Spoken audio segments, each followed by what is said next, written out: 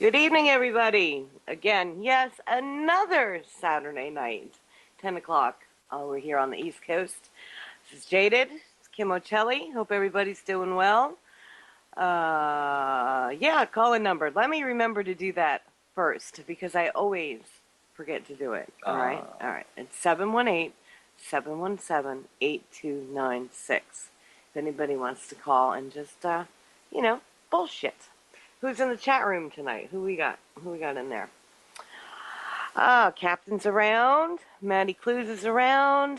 I am Lone Frog. I don't know who that is.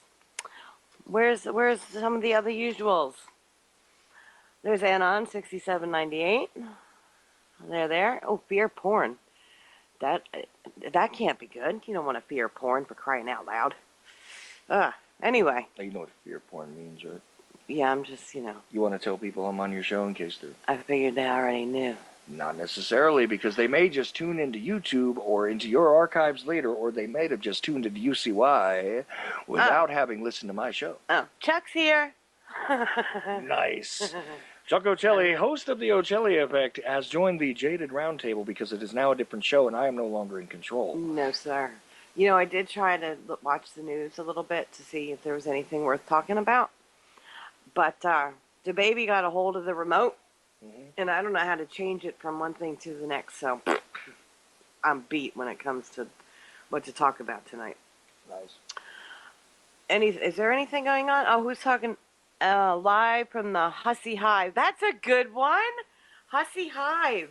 No, Hussy Hive in the Hussy Mobile. With my van.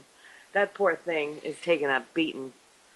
I'm telling you, I don't know. I gotta be getting me a new Hussy Mobile. Live somewhere in America, from the Hussy highways to the slutty byways. Well, slutty is worse than hussy. Doesn't hussy imply slutty? No, we looked that up. Oh, I forgot. We did. We looked it up. I'm sorry. That's right. Anyway, how was your show? I did hear a little bit, but you had Maria on there for a while. The whole time. Maria was on. The whole time. Maria did the full 2 hours, and Jack Blood joined in, and we were actually being simulcast on Radio Free Blood, and also on a terrestrial station, I believe.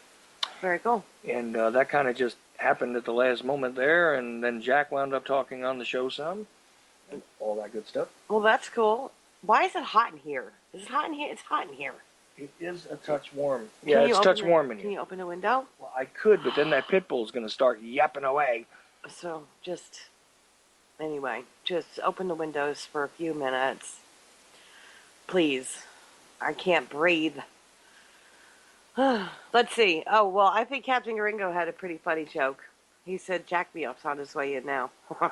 Into the Hussy Mobile, or the Hussy Hive. I'm not sure. I'm the only one that finds it funny. Nice. Well, I'm a legend in my own mind. So Jack Blood joined in on the show, and then we actually had some music that Jack piped in. He's got better equipment than I do, His own music? I did not recognize the one song, but the other one was all about 9/11 being an inside job and all that. And then there was, he also, played the little ad for Radio Free Blood, which, was his thing.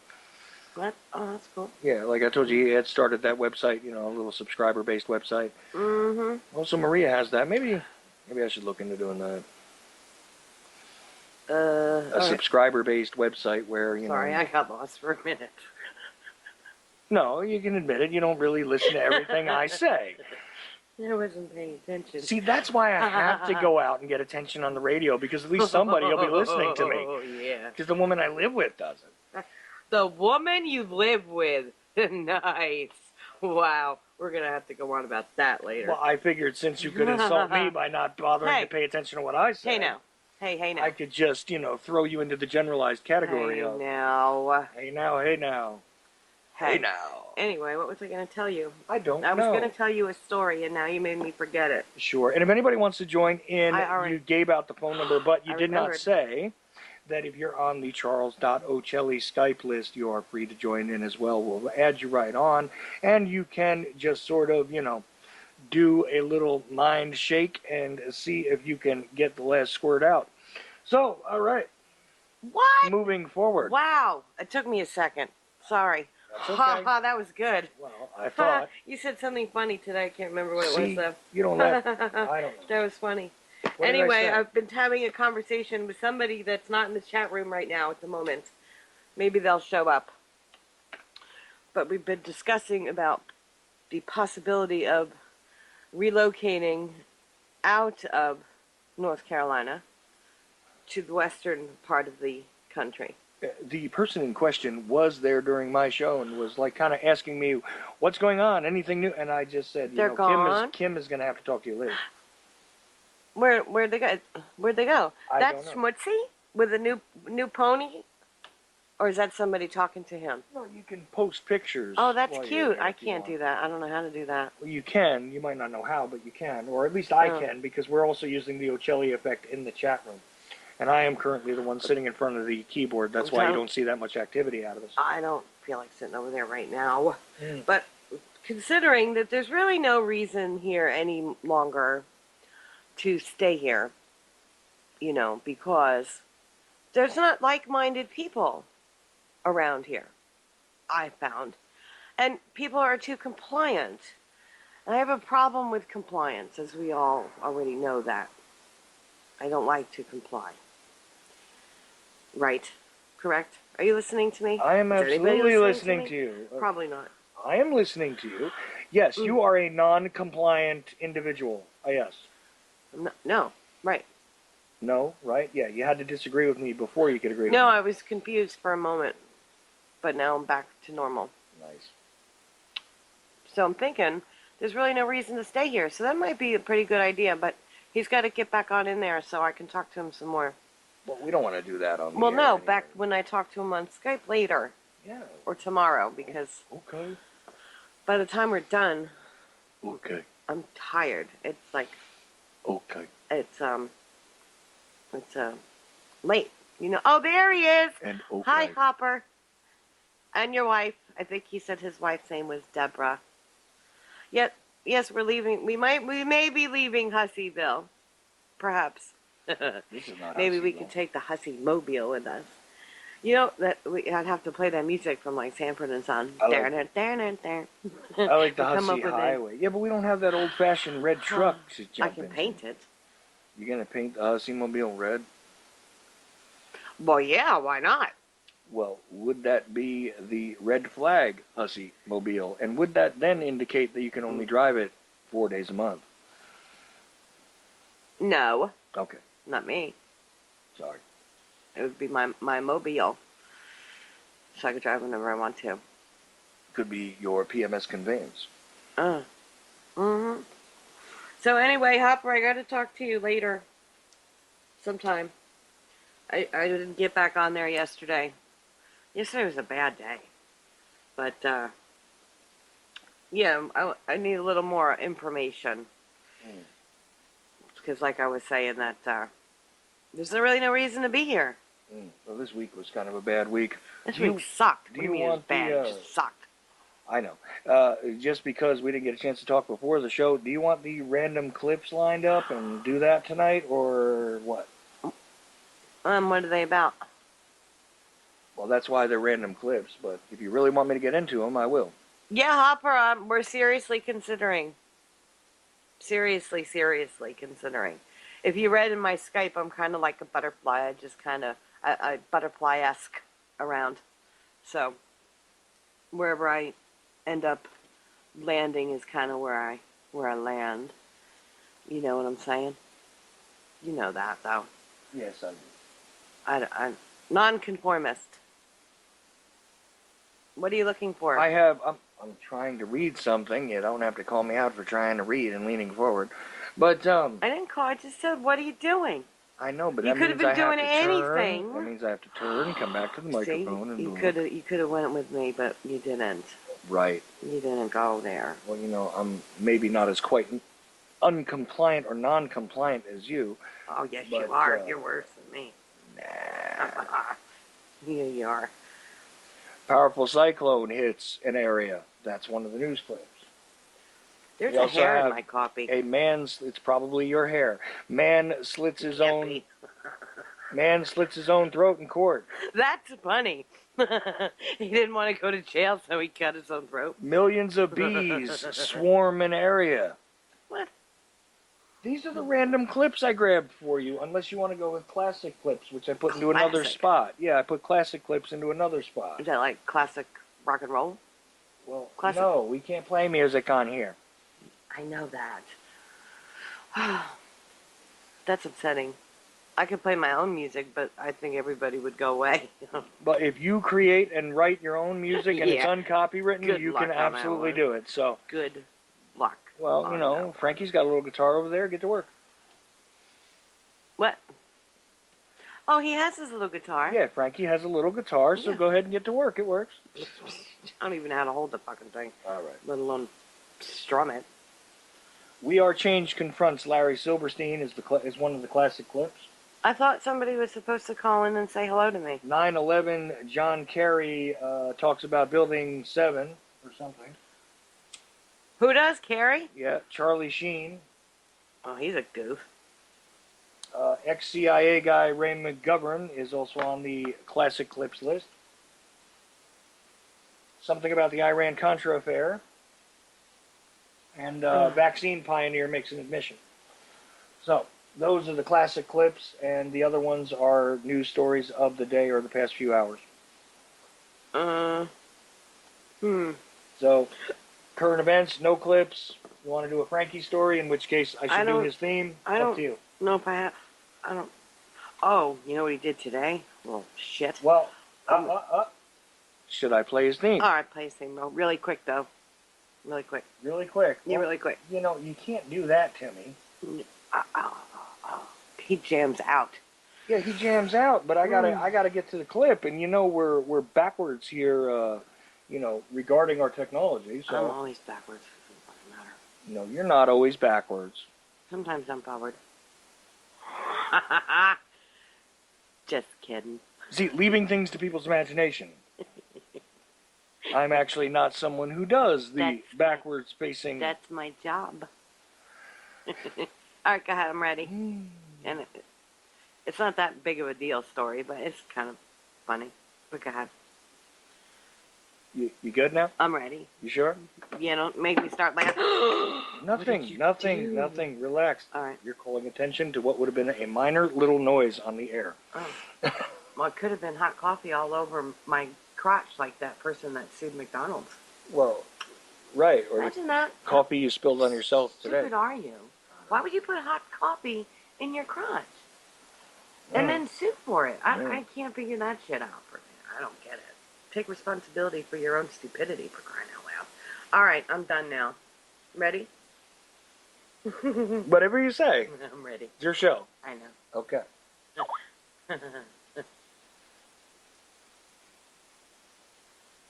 Where is it? It.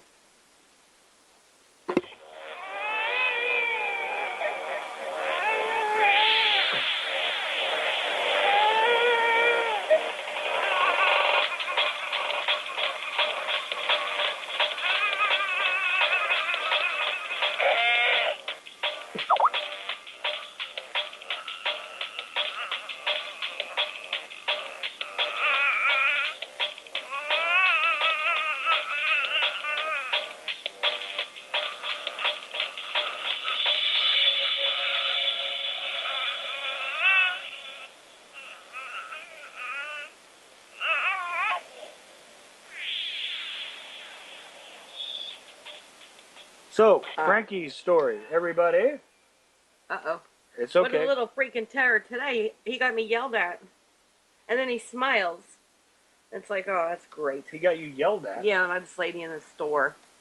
I was looking at a couple dresses. You know, Okay. like the one I'm wearing. Okay. And they were on a rack. And he decided he was going to start taking off the tags and eating them. So I got yelled at because I wasn't paying attention to my kid. And I'm thinking to myself, he's just sitting there in the cart pulling off the tag. What's the big deal? You go back over there and do it again. At least it'll give you something to do. Right? That's what I thought. So I just kind of went about my merry, happy way and said a few not nice words under my breath. since that we do live in the South, I have to be polite. You know, I can't be rude. Well, yeah, I can. Who am I kidding? Yes, I can. Absolutely, I can be rude. Yes, Maddie, that is Frankie when in his um little I don't know what he's doing. But that's the mama moment of the evening. I put him to bed. But were they asking? Was that? If it's Frankie, Oh, on the music? Yeah, that's yeah, him. that's him singing. Yeah, kind of. You know, his little singing part. Oh, Frankie goes to Montana. Yeah. That might be the name of the book. Could be. Bless your heart, no doubt. Nice. I heard you say, as it were. As it were. Yeah. I said it like Every 3 time times you do that, I'm tonight. gonna take a shot. Where's that whiskey? Oh no, you don't. Oh yes, I do. My whiskey. You won't share with me? My whiskey. I'll go get my own then. I know you will, but that Right one's now. mine. If you need What to. do you mean that one's yours? Listen, you. These are in fact my nuts. There are many Oh like my them, but these God. are mine. No, they're actually mine, but that's a whole nother show. I make myself laugh out loud. Nice. You kill you, don't I you? kill me. Mm-hmm. I do. I kill me. So anyway, what does anybody want to talk about? Somebody mentioned something about vaccines. We're not vaccinating, Francis. So that's that's not happening. To answer the question in the chat room, yes, he sang over the song. I recorded him and put some effects on his voice while he sat on my lap, and we played the song through a few times. Yes. Actually, Hopper, with your when we were talking, probably out of the other day, I don't remember what day it is. They're kind of blend together now, but you were asking me about fishing. Does all your kids do they fish and hunt, or what do they like to do? Because see, personally, I can teach Francis how to fish, but neither one of us can teach him how to go hunting. I don't know how to do that. I can fire a gun. Chuck can fire a gun. I want him to grow up to be able to take care of himself because Mama's not going to be around forever to wipe his little ass, nor do I intend to, even if I were around to do so. I wouldn't do it. So. Hopper says Frankie will get lots of Play-Doh, by the way. Oh, okay. Because you were talking about how you hate Play-Doh. Yeah, I know. Last week or the other week. I don't like Play-Doh. And easy bake ovens either. What's your problem with Play-Doh? I don't know. I have no idea. You ever like have one of those things that just you don't know why? You just have I don't know. I don't know. I don't like Play-Doh. I really don't. Oh, and the chickens that you bought, are they for us to eat? Kind of like me and redheads. What? Generally speaking, redheads? I don't like redheads. Like, I just have a thing against them for no reason. For no reason? Yeah. There's a reason. You just don't know what it is. Probably, but I just don't find redheads attractive. Oh, that's okay. Generally speaking. As it were. Alright, I got lost for a second. I'm trying to read at the same time, too. No, Frankie is not an only child. Our other children are grown. Sort of. Sort of.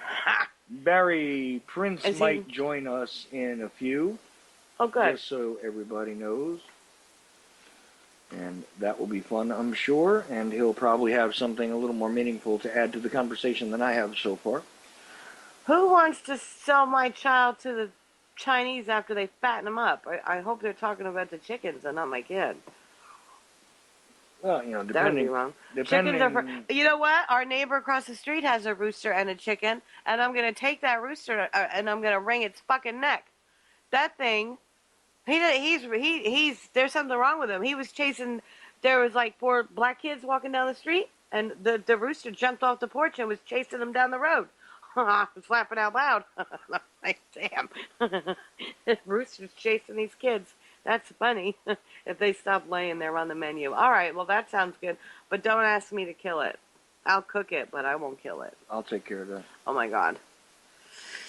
So yeah, we're gonna have to have this conversation for real because I don't I don't feel like I belong here in North Carolina. I don't, considering I don't have my job anymore, which is fine. You know, Mm. there's no reason to be here anymore. And again, this was the experiment that didn't quite work out, so it is what it is.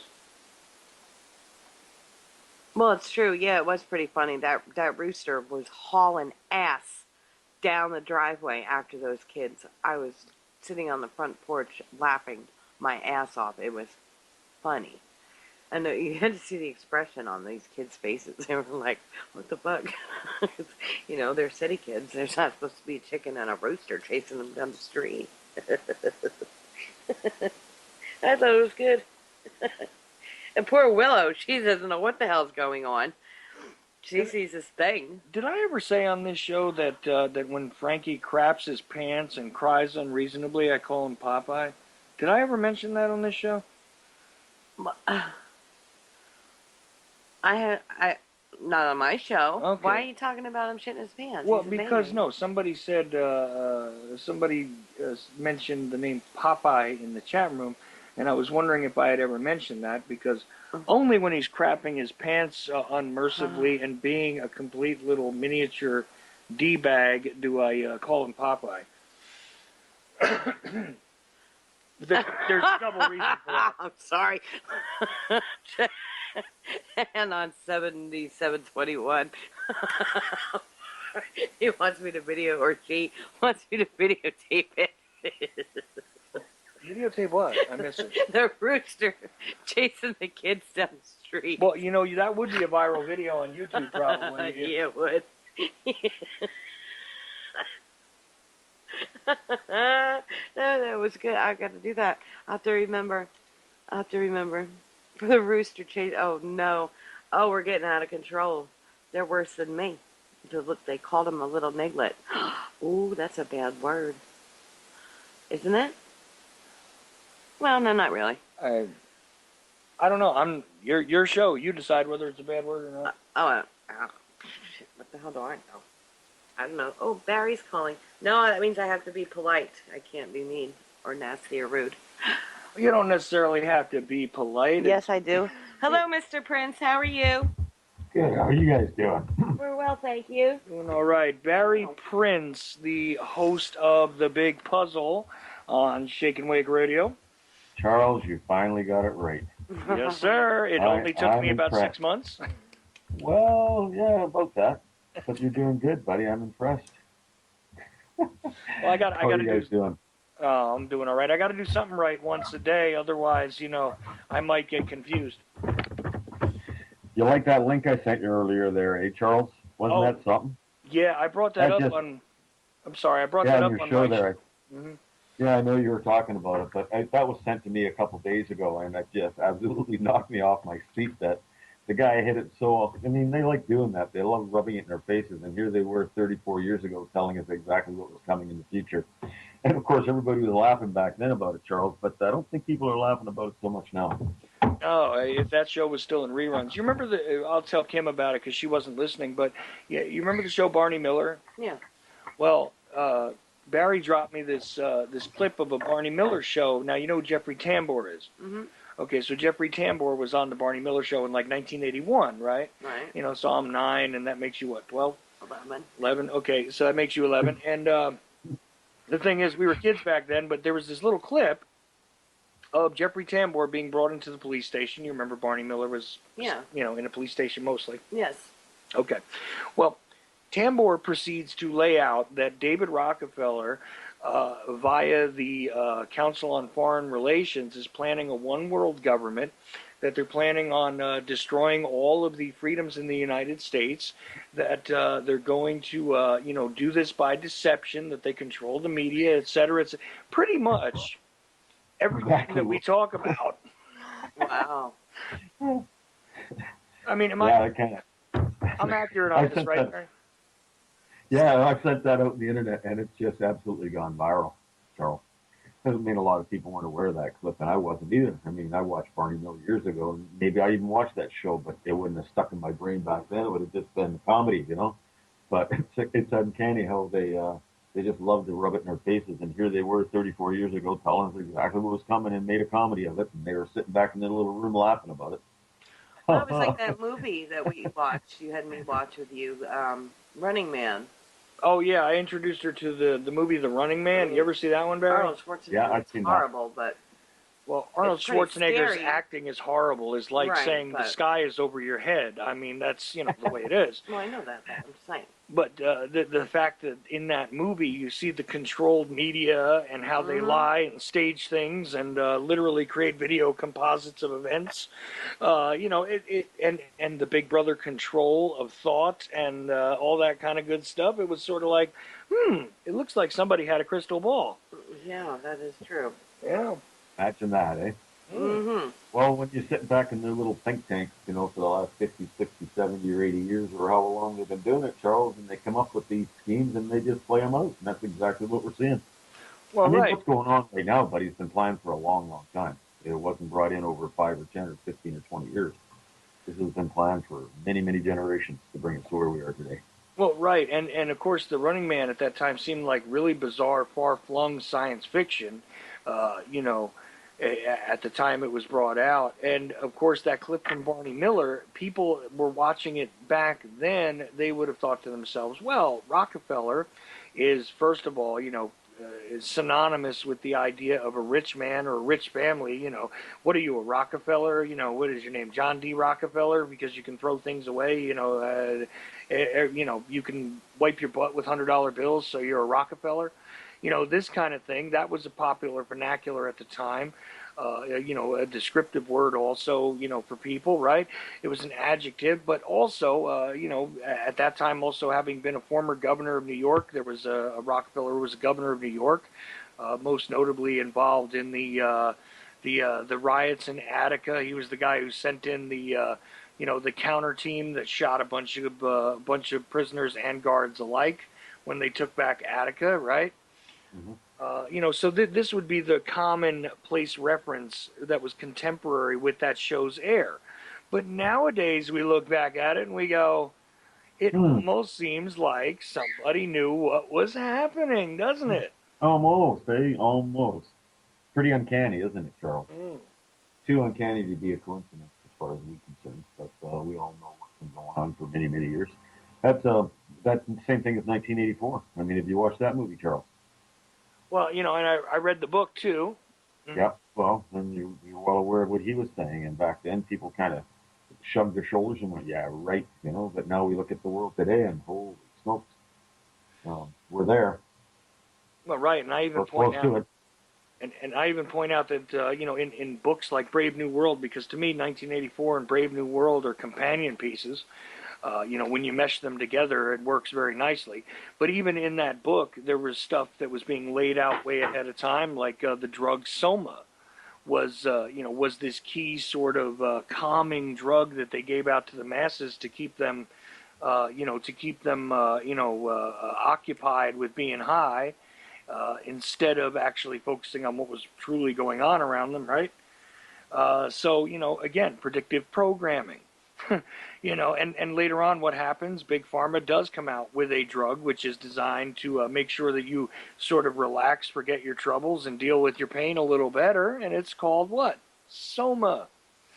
Interesting there. Not to mention all the social constructs, the actions of government that are laid out in both of these alleged novelizations that seem a whole lot more like a blueprint for the society, right? Yeah, it's like they laid it down many, many years ago, Charles. And Yep. What we're seeing unfold right now is exactly how they planned it out. It's reaction. It's reaction and how we're going to react to everything they put in front of us. And they planned this out many, many, many years ago. How we're going to react to situations that are put in front of us. They test us all the time. Boston bombing. That's, as far as I'm concerned, that was just a test of the American people, how they would respond to armed people coming into their houses looking for one little bad guy, under the pretext.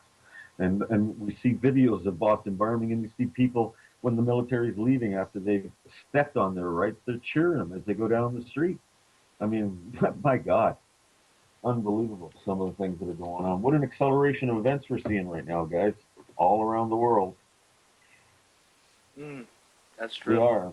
Incredible acceleration of events right now, Charles. I sit back sometimes and I just go, wow, what are they going to come up with next?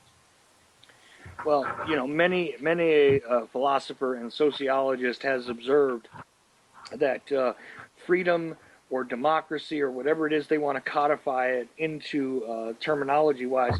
The point is that they've always said that these types of things, including the truth, would all die to thunderous applause. It seems as though a lot of the population actually welcomes the tyrannical, protector into their lives, into their business, into their bodies, even at this point. And they practically say, "Thank you, sir. May I have another?" Even though their soul itself has been stolen, and you don't seem to get a redo on that one, folks. But that's okay. This is the way this is done, right? You make people embrace and love their slavery, Barry. Well, yeah, it's all done with a fear. I mean, look what's going on in Canada right now with our Bill C-51. I mean, the whole country is standing against it. Canadians are absolutely freaking out what Harper's trying to do inside our Canadian government. It's What an is exact duplicate. Well, C-51 basically, Charles, if you were to take the Patriot Act and compare it to Bill C-51, which Harper's trying to put through with his majority right now in Canada, you'd be reading the same thing. Because the laws that he wants to bring in are going to attack our freedoms left, right, and center. What? Under the fear of attack by terrorists because we had one idiot in the parliament or on Parliament Hill come in with a gun and shoot a few people? I mean, the whole country's going to change because of this. He's on the same page as Obama, buddy. Those two people are in bed together. And if anybody doesn't believe that, study what Harper's trying to do to our country right now. This was Canadian Day, Action Day against Bill C-51. There was an incredible rally in Vancouver, British Columbia today. I'm looking at the numbers. It started at about 14,000. It grew. I'm looking at the latest video. It was 24,000 people downtown Vancouver standing against Bill C-51. What Harper's trying to do in our country right now, buddy. Same thing what's going on down there, just a different picture. But it is absolute insanity what he is trying to do. The guy is a Nazi, period. the Patriot Act and the NDAA Reloaded, apparently, huh? Well, it is. It's a Canadian edition of what is going on down there. And people, a couple of years ago, people go, yeah, that'll never happen in Canada. What's going on down in the States is insanity, but that'll never happen here. And here we have it knocking on our doorstep because of the majority of the Canadian government has right now. But there is an incredible backlash against it, and we should be able to stop it. If he goes ahead with this, then I'm leaving Canada. I'm going to go somewhere else, man. I'm serious. This is like incredible what he's trying to do with the stroke of a pen in a very short time. I got a piece of the door, Charles. I'll be right back. Whoop. Barry's dogs decided to interrupt. They're upset about it, too. Oh, wow. So, yeah, they are. What do you have to say about that, Kim? I mean, have you seen any of this stuff on the, Canadian security bill or whatever that is going through right now? I knew that. But you can't really go anywhere without there being somebody with a magic pen. Where are you going to go? Well, allegedly, we're supposed to be able to deal with that here, but you can see how well that's working out. Well, right, but that's my point. Where are you going to go where there isn't somebody standing there with their golden pen saying that... Yeah. There is nowhere we can go. This is global. We know that. What comes down next in the United States and Canada, and it's all being perpetrated around the planet. I wish we could get my son in here right now, Charles. If you got him on your list, he is just infuriated about the C-51. Him and all his buddies are talking about it. He's talking about rallying groups against this, man. He can't believe what's going on inside our government. He is really waking up to it. We should pull him in here for a few minutes. He was ranting to me today about it. I'm going, Michael, I think I've been telling you this for a couple of years now that this stuff is going to come. It's only a matter of time. What you see happening in the United States is going to mirror itself in Canada. Right. Well, it's Kim's show. It's Kim's show. So you want to pull in? You want to pull in Michael Prince, Kim? Sure. Okay. Well, see if he wants to join us for a few minutes and talk about C-51. Okay, and he'll vent his anger on you because it's good to see a young person so peed about it. He is absolutely infuriated, and his friends and him are talking about it now. So that's a good thing, Charles. Good thing. But anyways, yeah, if you want to phone me, if you want to join us for a few minutes, it would be ambushing him for sure because he doesn't know that I'm on the radio or anything like that right now. But he might want to talk about it for a few minutes. It's up to you guys if you want to try and phone in. If not, we'll get him some other time on one of your shows, Charles, because he is like livid about this. Well, I'd be more than happy to have Michael on one of my shows. I'm checking with him right now, but like I said, Kim's deal, and it's all open forum. So, that's a good spot to remind people if they want to join in on this discussion, or if they want to enter into something else, we can do that as well. It's all wide open on Jaded, right? Wherever you want to go. Yeah. No, I was saying to her, it's all wide open on Jaded. I'm doing the announcing here, but it's just her thing. So the deal is 718-717-8296 is the phone number. If you don't want to use the phone, you want to use your Skype. If you're on the Charles.Ochelli Skype list, you can just call in as well, and we'll join you right on in. And we're willing to discuss anything, of course. What Barry's talking about is very interesting, and I'm going to check with Michael Prince's son, see if he wants to come on and discuss it as well. But I don't know where we're going here, Kim. Wherever you're going. Well, something I've really kind of noticed here lately on the internet, Charles, is the renewed interest in 9/11. I've seen more people posting and more people talking about it here in the last month than I've noticed in the last couple of years. I don't know if you've noticed the same thing or not, but there seems to be a renewed interest in it. So, well, I am seeing a lot of people talking about it now that I noticed weren't talking about it before. So. Yeah, I see that ebb and flow in waves for certain, and I'm seeing actually a recycling of a lot of old clips pertaining to 9/11, which is why I grabbed a couple of them in case you want to go over classic clips. I mean, we got John Frankenberry Carey talking about it, the confrontation with Silverstein and all that. We have audio clips if you want to go through those. I just sent a message to Michael Prince, so we'll see how that goes. And let's see, what else do we have here? Well, I know that 9/11 is an old subject and it's been talked about and talked about and talked about it, but it doesn't seem like we can talk about it enough, Charles, because it was such a trigger point, and it needs to be talked about, and needs to be talked about, and maybe eventually enough Americans will wake up to it, that we really get to the bottom of it and get all these guys in jail. No, absolutely, and it's one of those things that it's my experience that everybody does have an opinion on the situation.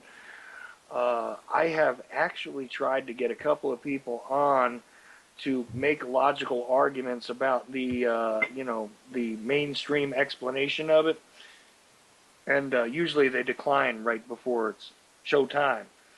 But well, I don't think there's anybody out there that could really put out a valid statement for the government. I mean, I've never yet, in all my research in 9/11, come up with anything that can verify what the government has said to us. Nothing, not one single shred. So if somebody has something out there that I haven't seen, they can prove to me any kind of proof backing up what the government says. I would love to hear it, Charles, but I've never heard anything yet. no, I hear you. So it doesn't exist. We know that. The world knows that. Why it is continuing on the way it is and things haven't gone crazy in America over this whole issue is beyond me, but there's lots of things that are stopping Americans from standing up against it. That's for sure. Some days I just shake my head, Charles, because the information is so overwhelming. There's just, anybody that really kind of spends 2 hours researching the subject will come up on conclusions that, there is just absolutely no truth to what the government has said. And the fact that it's still going on in our world is a travesty, buddy. It really is. It is such a lie. And so much has changed in our world because of it. The Libertarian Party would have another open investigation here in Canada. That's one of their platforms right now. Right. I mean, there's lots of people that want it, but the governments are closing their ears to it. No, I understand. Yeah, it's true. I'm trying to sort through messages real quick here. Oh, this ought to be interesting. Psy girl, Hey, how you doing? let me turn my volume down a little bit. It's probably too loud. How's that? Oh, sounds good to me. Yeah. Well, I imagine the last thing anyone wants to hear from me is more stuff about 9/11. But Never hear enough. I've talked it to death and I've posted it to death ever since it happened, really. But I have to say, I do think that it will. There, here's the thing: every time you turn around, look at that TV box or listen to the radio, it's John Mellenhead, John Botox Kerry, or the president, or uh, the new FBI guy, whatever. What's his name again? Cooney.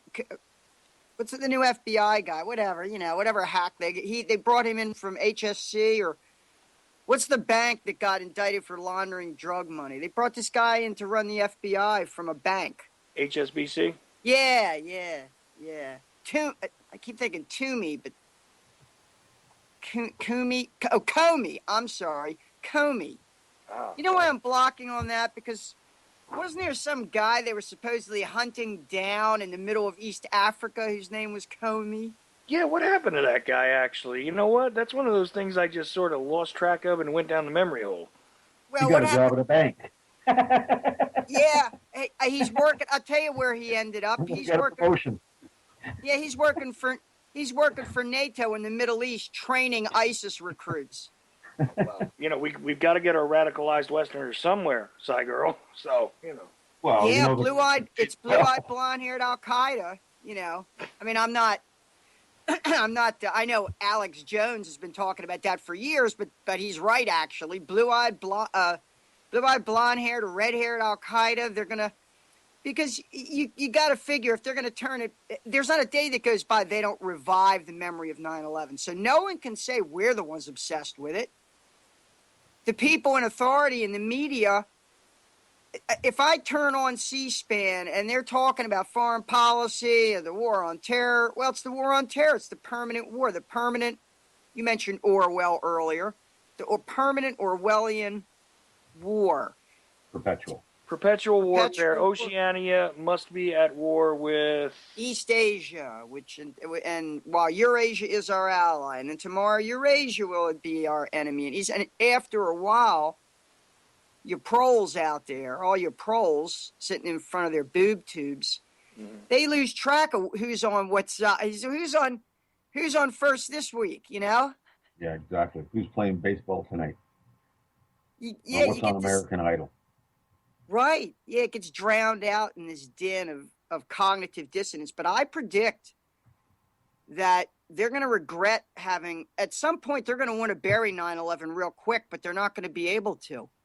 Because at some point, 9/11 is going to become hinged to current developments in people's minds in such a way as to identify whichever sacrificial goat is going to get thrown under the bus for the failures of infrastructure, for the foreign policy failures, for the inflation. In other words, all the material crisis in people's lives it's going to close in on them and corner them, and they're going to be looking for who to blame.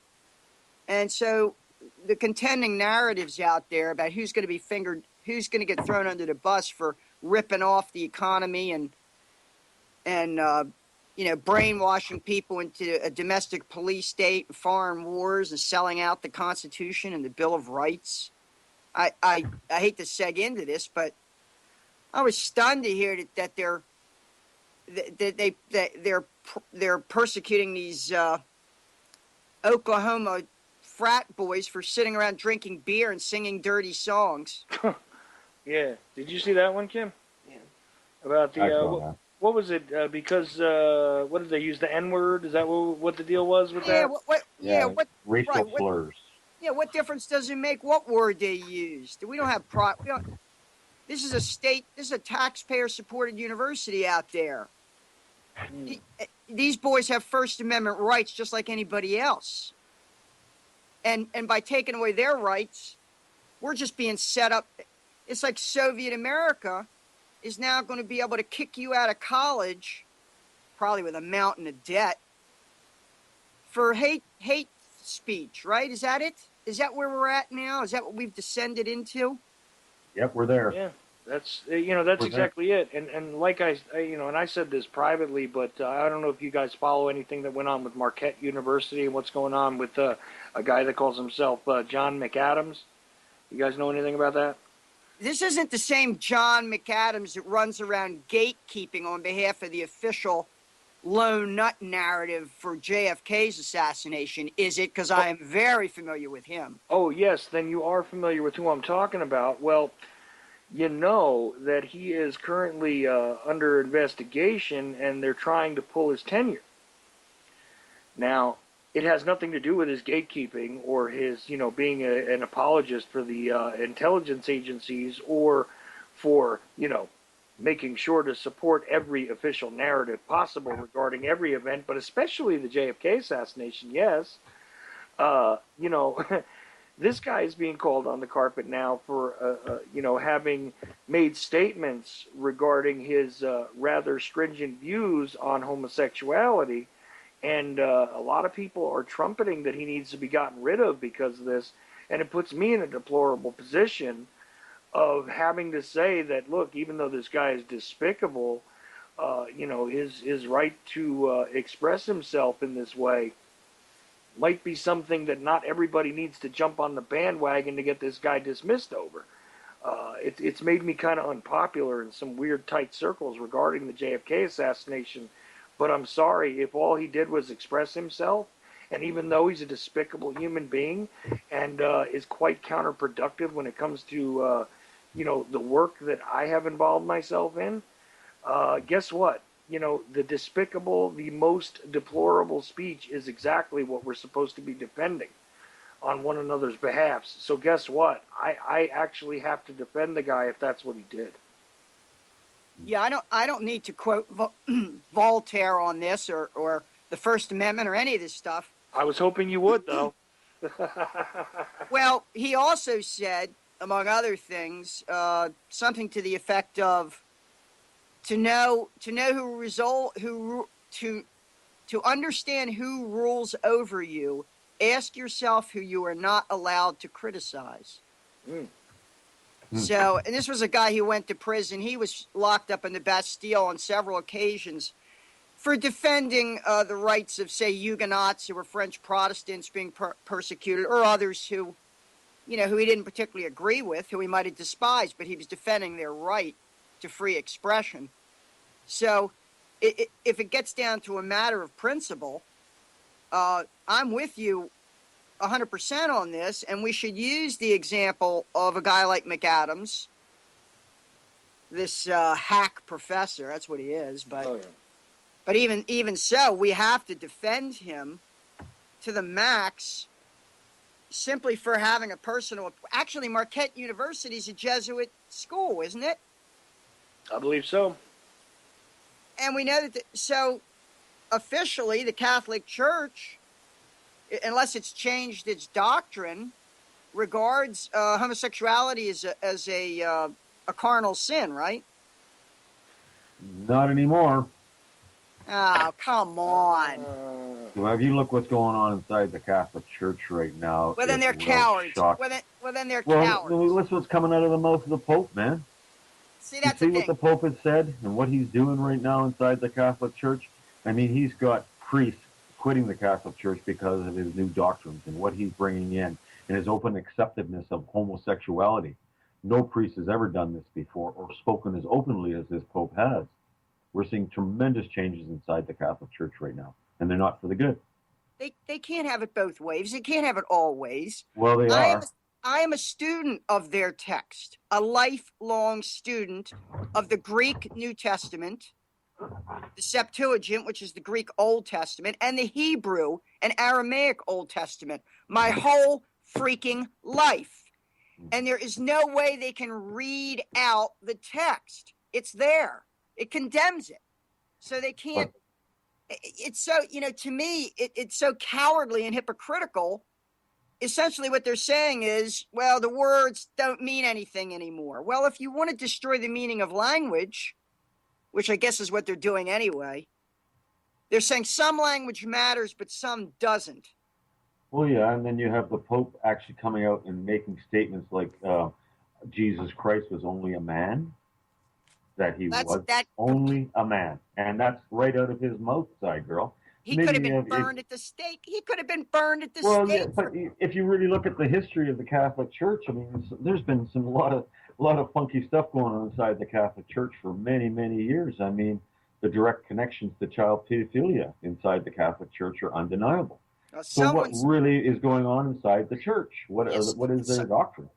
someone inside that organization has turned on the self-destruct switch, or maybe they got moles in. Well, they probably got moles in there Well, because they're going to destroy the ideological. How do I put this? The coherence, the ideological coherence and worldview that represent, I guess, about 1,500 years of history. You can't just toss that out. You can't well, toss the that's what they're baby trying out. to do right now, my dear. That's Yeah, exactly what's happening right well, now as we talk. and So, we're supposed to flush Western civilization with it. Are we supposed to flush our First Amendment down the drain because a couple of college frat kids want to drink beer and sing nasty songs? are we supposed to allow transsexuals to walk into change rooms? Are we supposed to do that? No. What? 0.3% of the population or 0.03% of the population is now allowed to walk into females' change rooms Well, because they that's just, classify them. I mean, where you is know our what that country is. going? That's an excuse to put surveillance cameras in there, which is what you've got already. Well, there's lots of discussions that could be had about that issue, but that's another subject altogether. But They it's surveil an everything. example of what's going on. I mean, our society has gone right down the tubes. And I'm not here to preach religion. I'm not here to talk Bible doctrine. I'm not here to tell you what you should believe and what you shouldn't believe. But what I see as a 60-year-old man that's gone through this world for a few years, I have seen unbelievable changes in the morality in our society, where our society has been turned right upside down. As a child, I grew up watching good, moralistic, family value, family based television shows. Sure, there was a little bit of bullshit creeping in back when I was a child, but nothing to what I see today. Today, what I see is a complete upside down, where everything that is what I would call the moralistic in our society, i.e., rape, murder, pillage, screw your neighbor, screw your friend, step on your neighbor's head, whatever it takes to get ahead in this world is what's being perpetrated on TV. And that is not what we need for a moral basis of a society. The society that's corrupt and that's demoralized, that society's going to fall apart. It's See, inevitable. see, I So take I it's take a little bit of my it. opinion. My opinion. But go ahead. No, I take a little bit of an issue with when people talk about the moral entertainment of the time, and they judge that time as being moral because that's a very solipsistic view. The fact of the matter at the time when we had these rather shallow, hollow portrayals of life in the media is also during the same time period when Jim Crow was quite acceptable in certain parts of this country. There was a serious struggle for a lot of people in this country during that time, which is virtually ignored because it's supposed to have been such a clean and wholesome time period.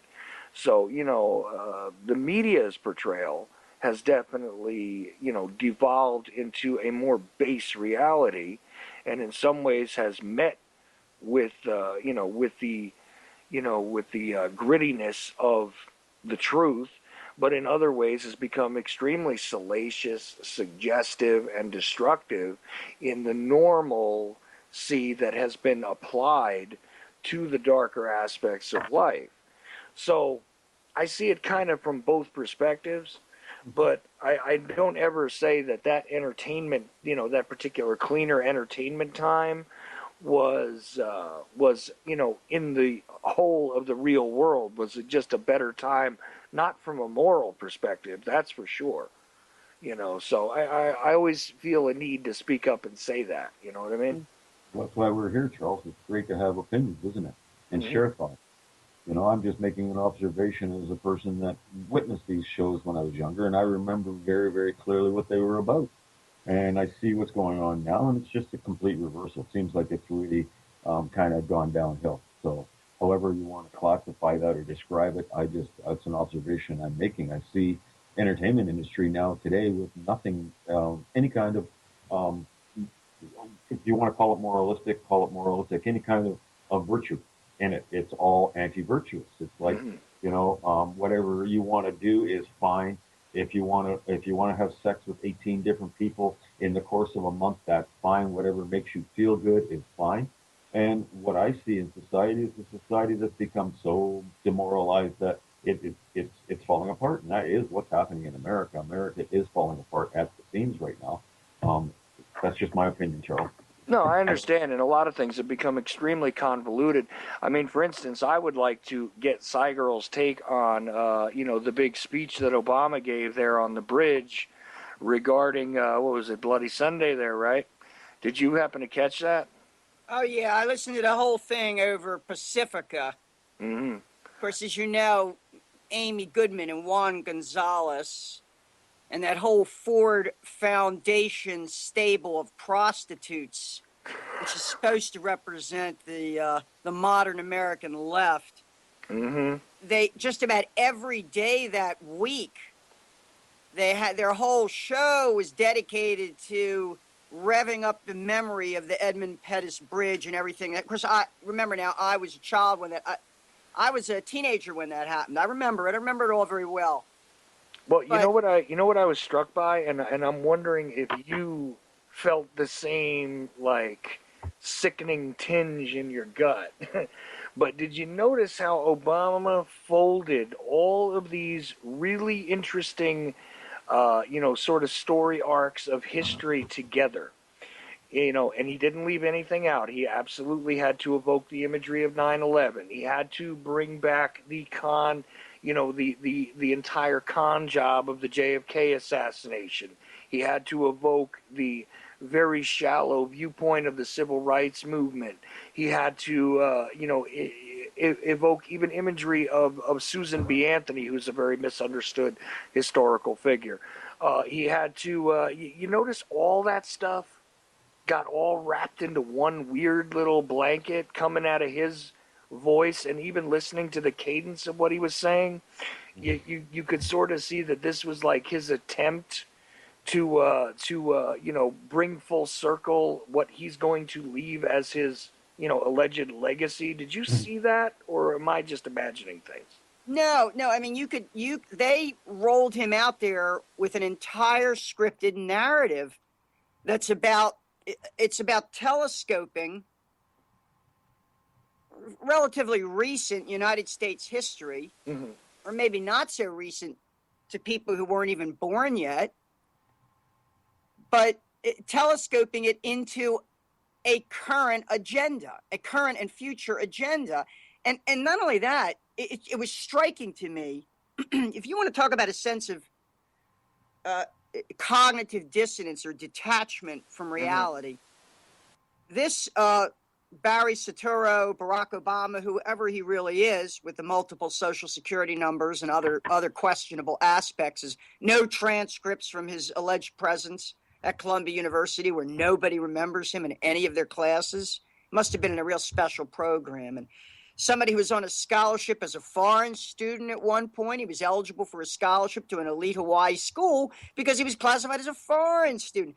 Someone whose alleged African father, Kenyan father, abandoned him just about before he was born, and who ostensibly was raised by a mother who worked on Ford Foundation projects in Indonesia, and when not by the mother, by two white a white mother and two white grandparents.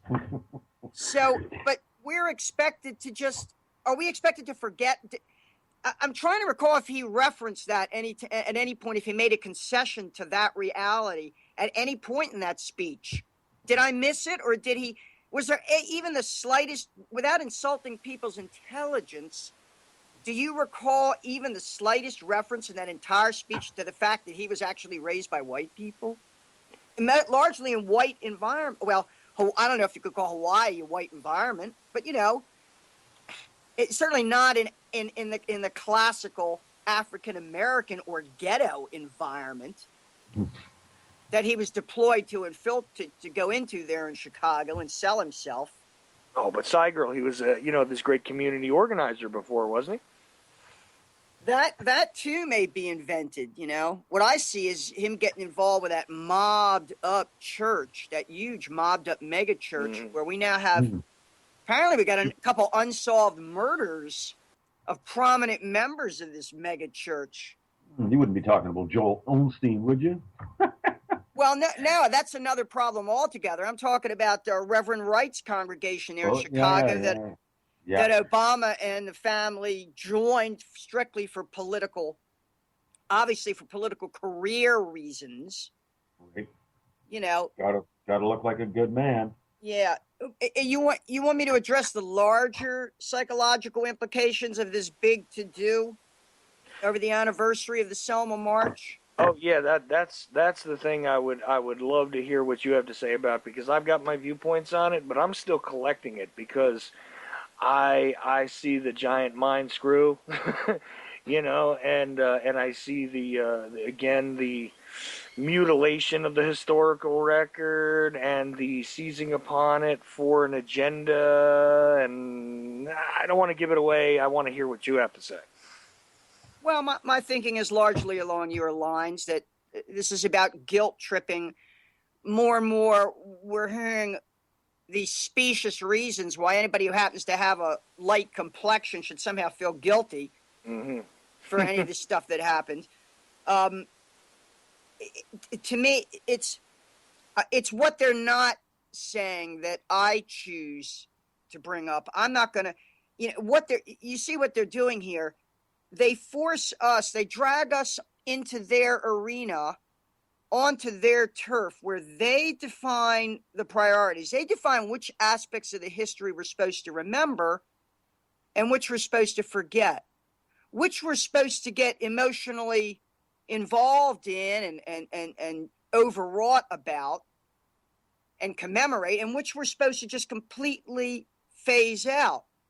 Well, I say here that with respect to this commemoration of the anniversary of the Selma March, that America, and in particular the African American community in America, has so thoroughly dishonored itself by failing to account for the state-sponsored mob-style murder of the Reverend Martin Luther King. Whatever one might think about him or his personal flaws or whatever, there is not a doubt in my mind that evidence has indicated. We even have a jury ruling in one case where, at least with respect to one or two members of the King family who filed suit, and in a civil suit gained a verdict that indicated the jury was convinced that this was a U.S. government military operation there in Memphis. Dexter King is the son who was also involved with Coretta Scott, and it was filed and done with Dr. William Pepper, who filed the suit. The ruling came down in 1999 that a combination, a conspiracy of individuals and organizations ranging from the U.S. military to local mob figures to many others, a lot of people, not James Earl Ray, in fact, all alone, were absolutely responsible for the wrongful death of Martin Luther King Jr., and that is a fact. It was for the sum of $1.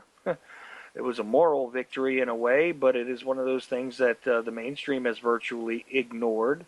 And evidence there leads us to understand that there was a compilation of individuals involved from a couple of different seemingly divergent walks of life, like I said, including local mob figures, including the possibility of a military sniper team, including singular assassins that were connected to various intelligence agencies. Guess what? That was something that was done in a public court, and that was in Memphis, Tennessee. That's absolute truth. So there's my little speech about that, but please go on.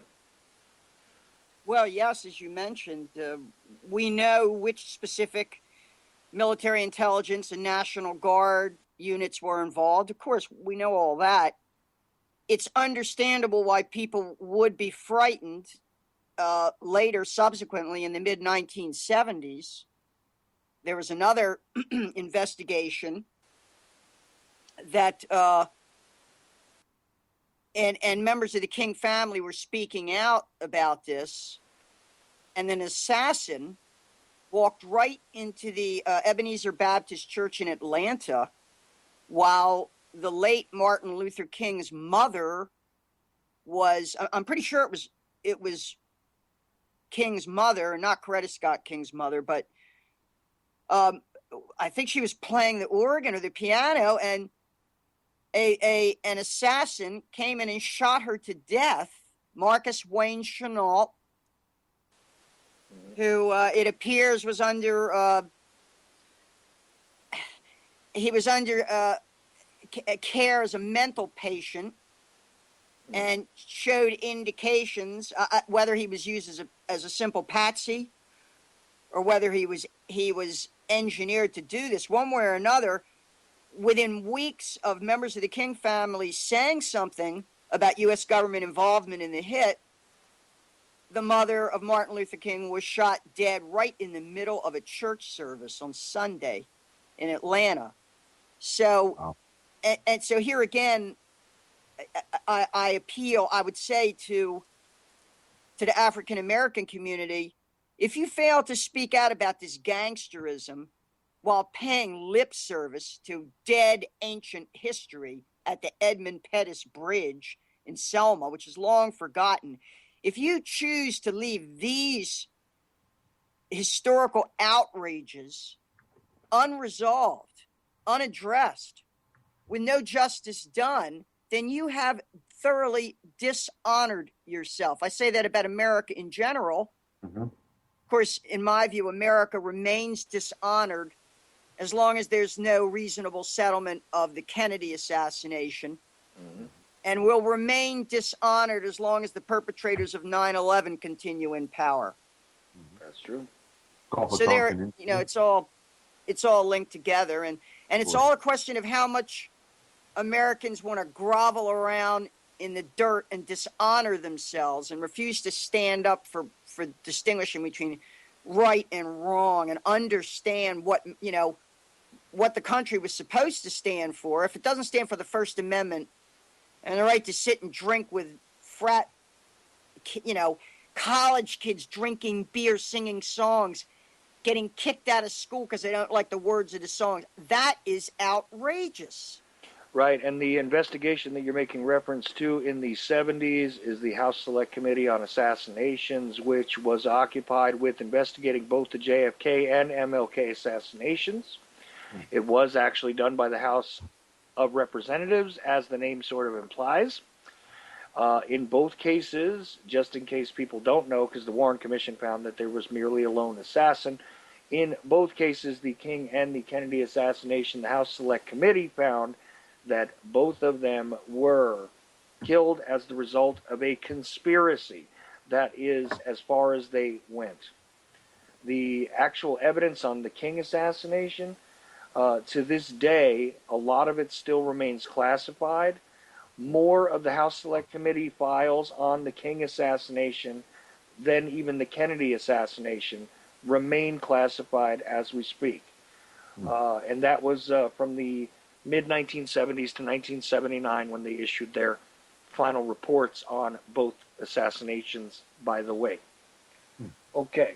Neither Barack Obama nor anyone else at that event in Selma had a word to say about this, and nor did any of the number of African Americans there in attendance, and that shows that they too have now dishonored themselves.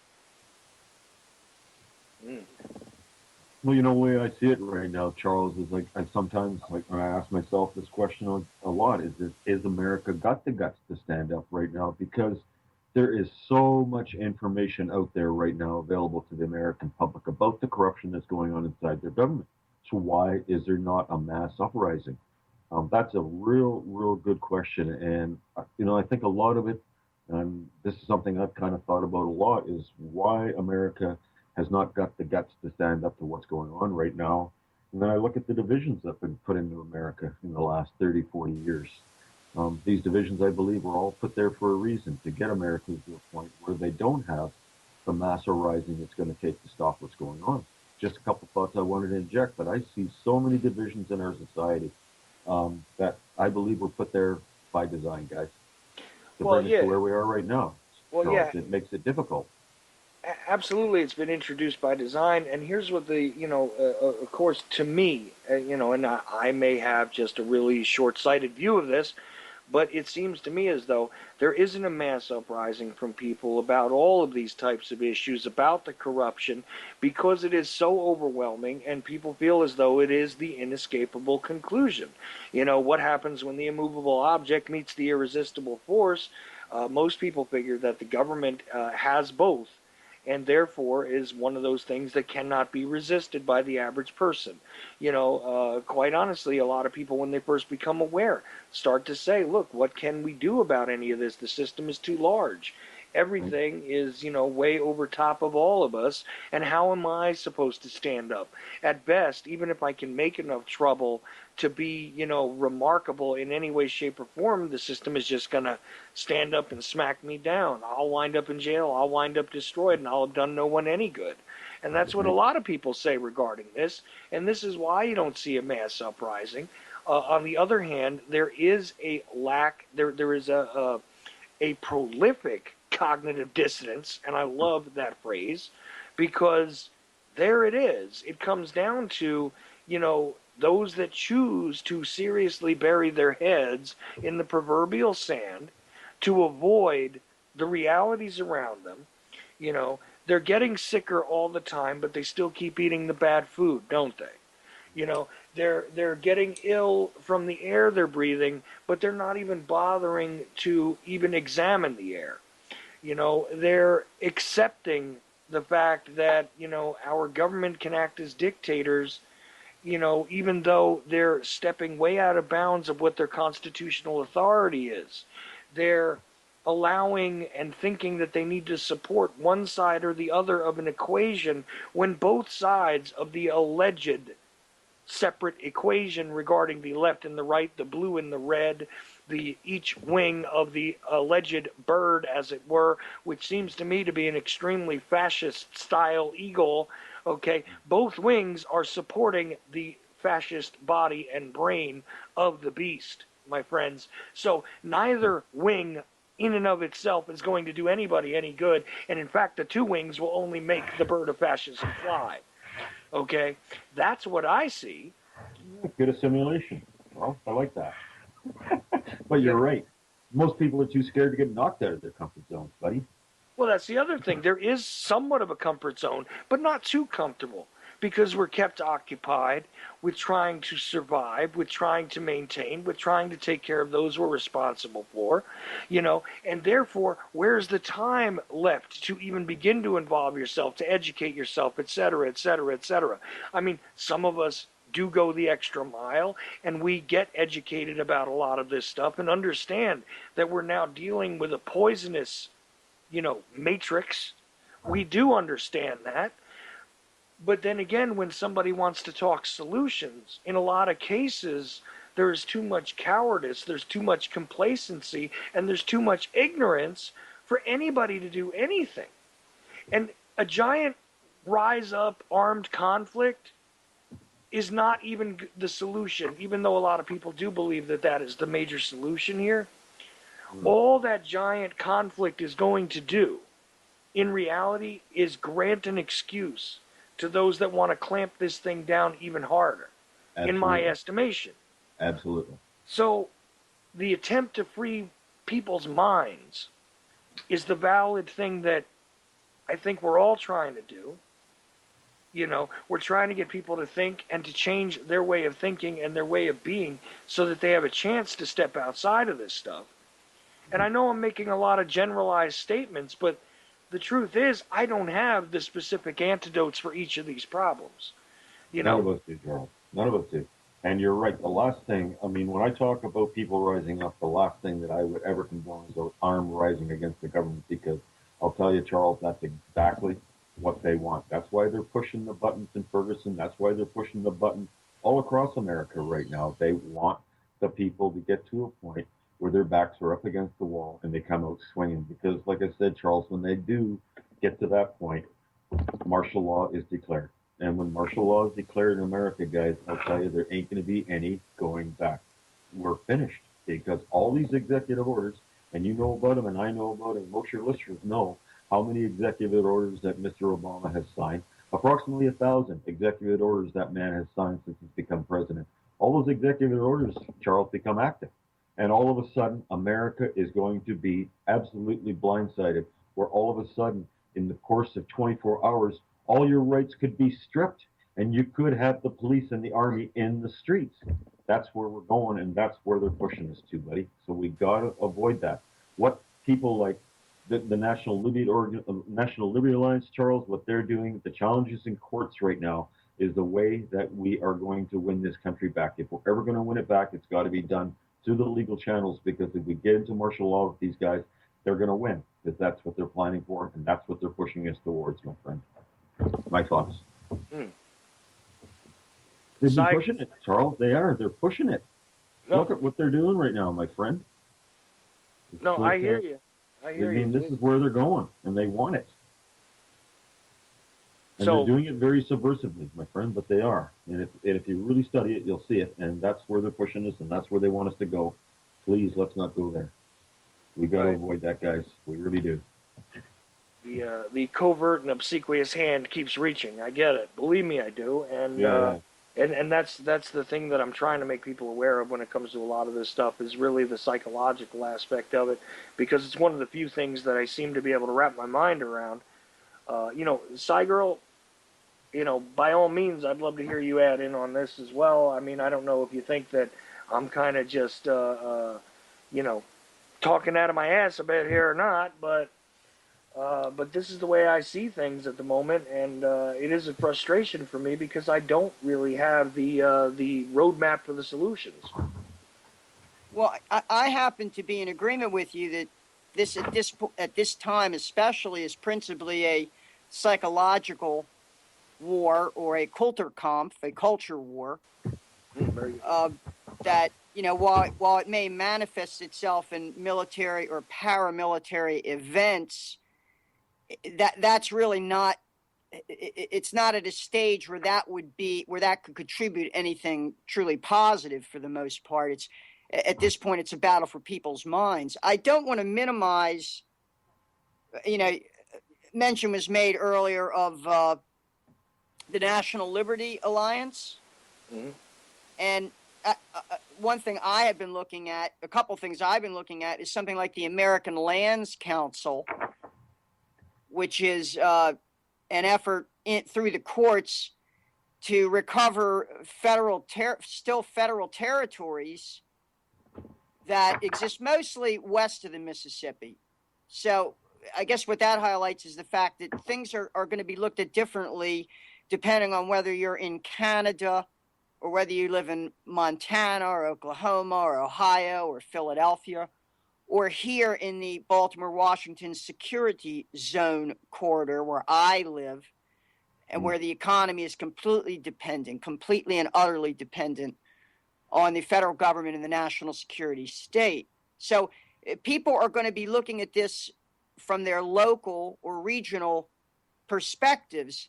And I anticipate, among other things, secessionist movements among certain states. If right now, for example, three states, I believe Kansas, Nebraska, and Oklahoma, have filed suit in federal court against Colorado over the cannabis issue.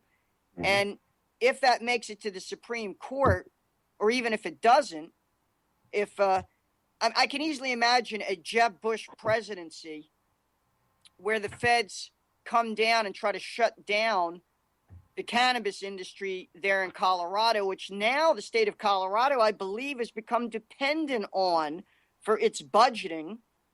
in much the same way as my home state of Maryland is now dependent on the operation of several highly regulated casinos, gambling casinos, for its budget planning. If the Supreme Court or the federal government should turn around tomorrow and say that Maryland was no longer legal to operate, for the state to license these casinos here in Maryland, and they had to overnight shut down, it'd be catastrophic financially. Similarly, I believe such a situation could exist in a place like Colorado, and it would impel the urgency of secession on the part of the natives out there. And we might see similar secessionist movements around other issues throughout the United States. The American Lands Council, among other things, is looking at the idea of taking back, I think especially in the far western states, there's huge tracts of resource-rich land that the feds have now locked up. And these federal lands were originally promised to the states. And there's probably a lot of oil and shale gas and, all the usual resources locked up in this stuff, so there'll be an argument over that. We all remember the Bundy Ranch standoff, right? Yeah, Bundy Ranch, yep. Which I feel was a litmus test. I feel it was completely staged and provoked to see where people stood on this nationally.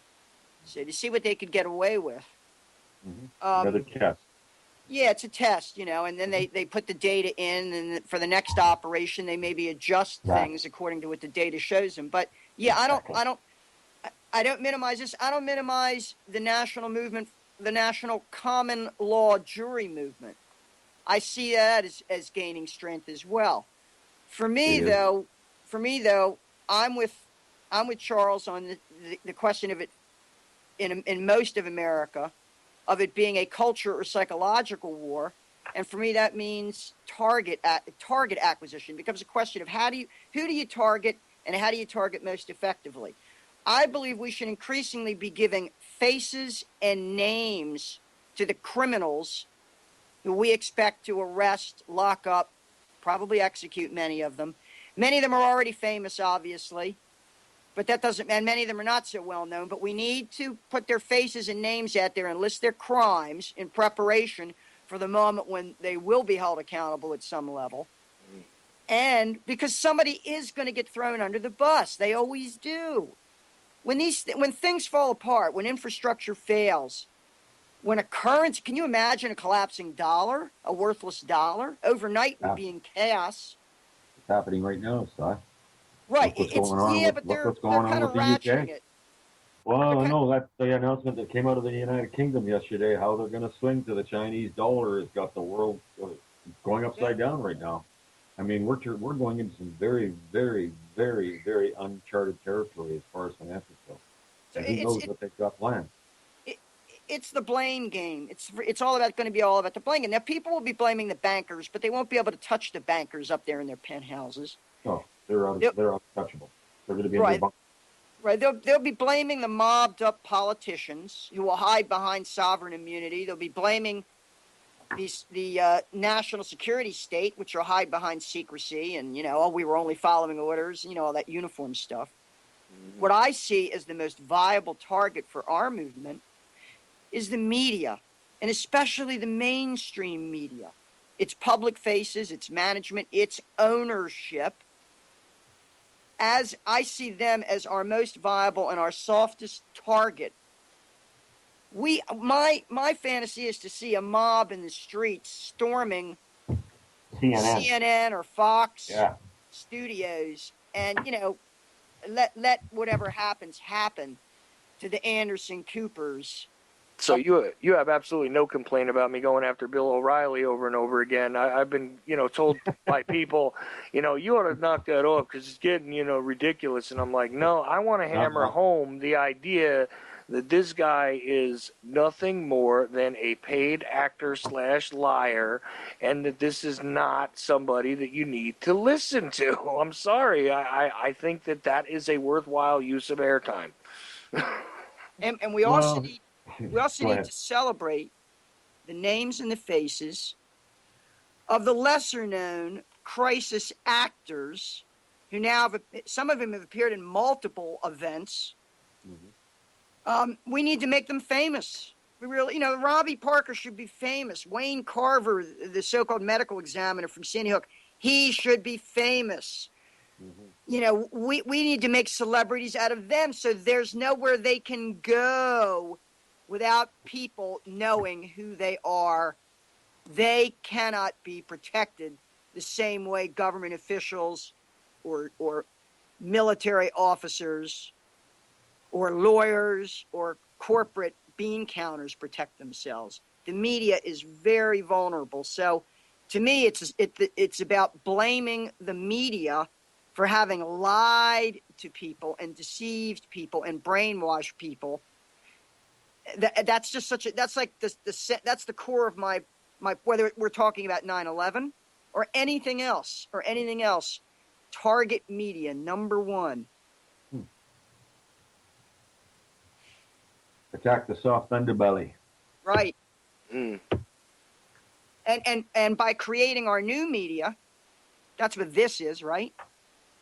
I mean, you're driving a stake through the heart of the old media with the new media that you have right here. So we're watching conventional media numbers drop, all the time.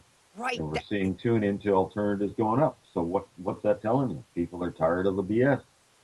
Plus, I think our demographic is younger and younger relative to traditional old so-called mainstream media. Their demographic is older and older. Their demographic is dying off. Right. What we're seeing in this alternative is young people getting involved. Yeah, so we should use now 20 to 30 range a lot. The biggest risk is that they still control the infrastructure, though. That to me is our biggest problem, that we don't yet have our own offshore servers, floating servers, satellites, whatever it would take. Not because as it is now, they could shut us down, and that's my biggest concern. And I hate to even bring up that thought, but we got to be realists about it. Well, they're trying to. We know that. They're trying to come up with angles to shut the internet down because they know too many people are tuning in and waking up. They're losing the information battle right now, and they know it. So they've got to attack us. So we got to expect that to come. I know that Shaziz and some of the mad scientist groups that I talk to are now really seriously talking to people right across the United States of America and trying to set up a system where if they do shut us down, we can instantly bring up a system of our own.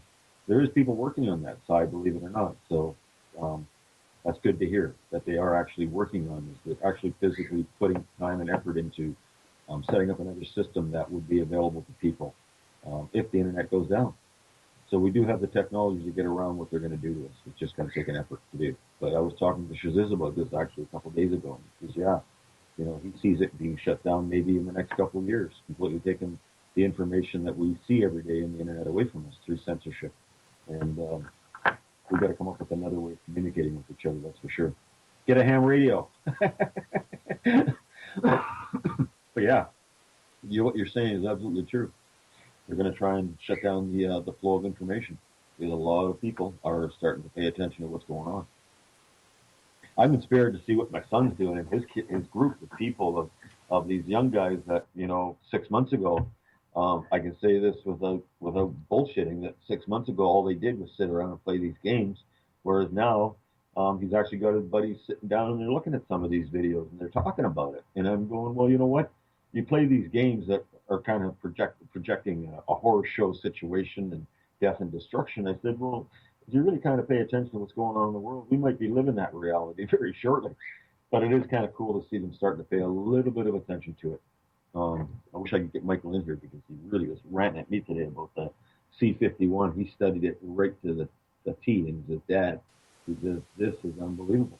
Unbelievable what they're trying to do to it. Well, but anyways, I'll stop rambling for a minute. Right. No problem. He said he was busy. That's why we couldn't add Michael in. So no big deal. But Cygirl, as usual, has taken us through a whole lot of very, very interesting, coherent trains of thought. And I've done my usual babbling too much on Kim's show. So no problem, guys. Go right ahead. It is open for all discussions. So not a worry. Don't worry about the fact that you were babbling. You know what I mean? Well, I get talking about stuff, and sometimes it just takes me somewhere else, and I start babbling. But that's me. Mm. Well, I'm just glad that Cygirl is not angry with me, because I heard her get angry with another host when I was randomly tuning around through some alternative stations, and I would not want to be on the receiving end of that. So, Well, I've actually really enjoyed listening to what you had to say there. So you did a lot of the things you said were right. Could have been coming right out of my mouth because um, you really hit it on the nose there. A few things you said. So we are in a world of deception.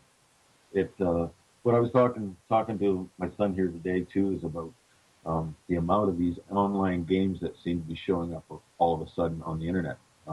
3 or 4 new ones have come online here in the last month, and watching the audiences in these gaming shows, man, these games they're all connected around the world, and we've got games coming out called The World of War and Game of Thrones and Kingdom Against Kingdom. You got hundreds of thousands of young people all around the world tuning in and playing these games for 5 or 6 or 7 hours a day. well, What a distraction, Charles. in all fairness, though, that's existed for the past few years, and it's Mm-hmm. constantly evolving and Yeah, okay. launching new ones. And it amazes me how they have these. They have the money for large TV campaigns for games that you can download for free.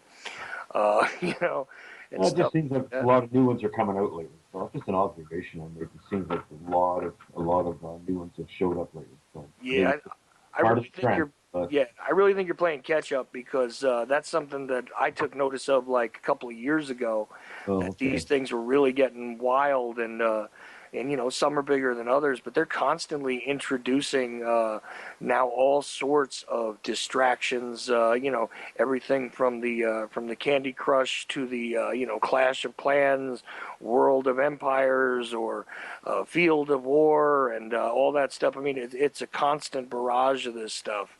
Uh, you know, Way beyond the old school sort of World of Warcraft and God, what is that other thing Nintendo here? 64. Well, see, you're going back to when it was disconnected, and you were just Grand Theft Auto is what you're thinking of? no. I was actually thinking of just the online interactive. Call to Duty? Well, see, now that's still your console, but then you interact on like a network and things like that. I'm talking about just the stuff that you can download an app for free on just about any device and play in their world. Um, there's I can't think of it. It's like one of these things where weird stuff goes on, and you punch trees to create your house, and stuff like that. And horses can swim, but people can't. And Isn't all this kind of spinning off from the original Dungeons and Dragons? well, in a way, yeah, That role was kind playing of the games. predecessor to a lot of the stuff we're seeing now. Yeah, There is no going back, guys. There's no going back. I mean, look, I hear this sort of sentimental yearning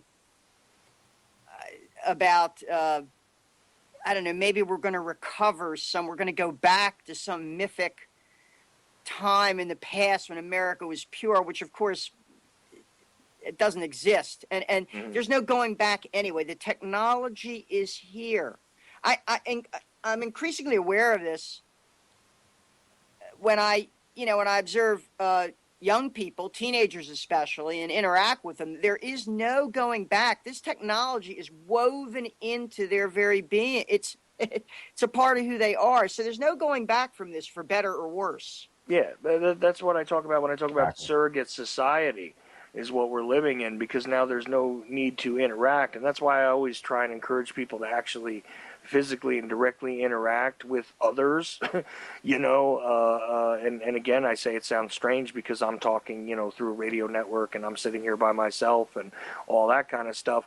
But, the reality of what that has become, it's now become far too interwoven into the daily lives of people much younger than myself, but even people in my age group and even slightly younger, get themselves involved in this surrogate world via these, semi-hypnotic games of sorts, and I don't even know if you could really classify some of them as games. A lot of them are just continuous exercises where, you line up colors and, gee, that sounds like the old school kind of deal where they would put the white and the red together and they created control patterns that would, evoke certain reactions in the human brain in general, right?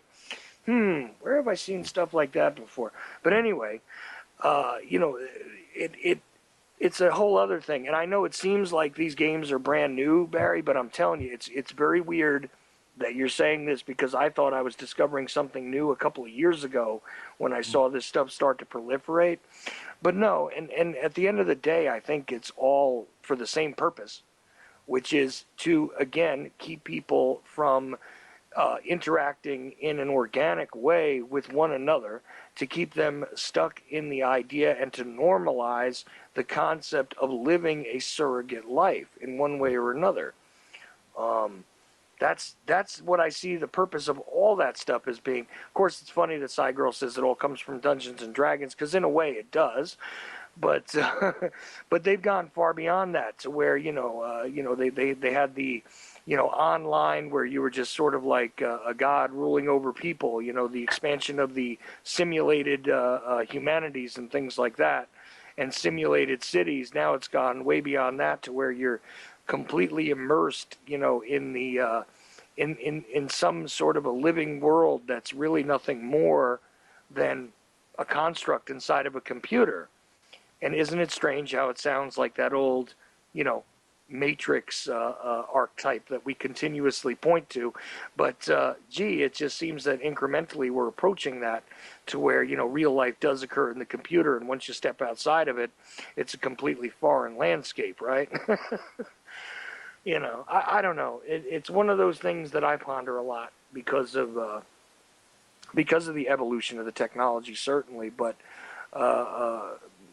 I guess it, and then again, I sometimes question whether it's just simply that I'm getting old, and and it's just, new things or different ways of dealing with things, seemingly fresh paradigms that are really just the redressed old school methods of control, with a slightly smaller gadget than they used to utilize, and a slight improvement over the old strategies that allow the general masses to be kept at bay with their distractions, their baubles, Their brains preoccupied with things that are totally irrelevant to the right.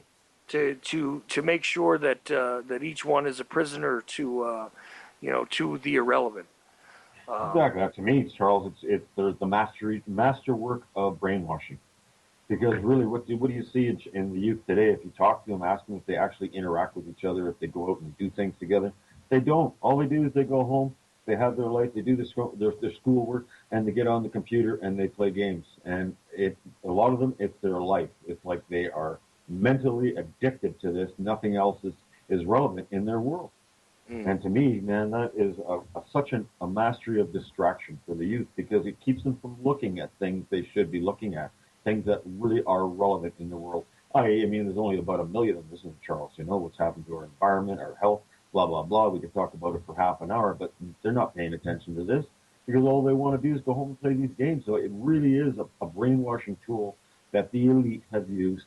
And to me, they've perfected it, buddy, because there's so many of these kids now, that's all they do. And to me, that's really, really counterproductive in the development of a person's personality, because you're not interacting.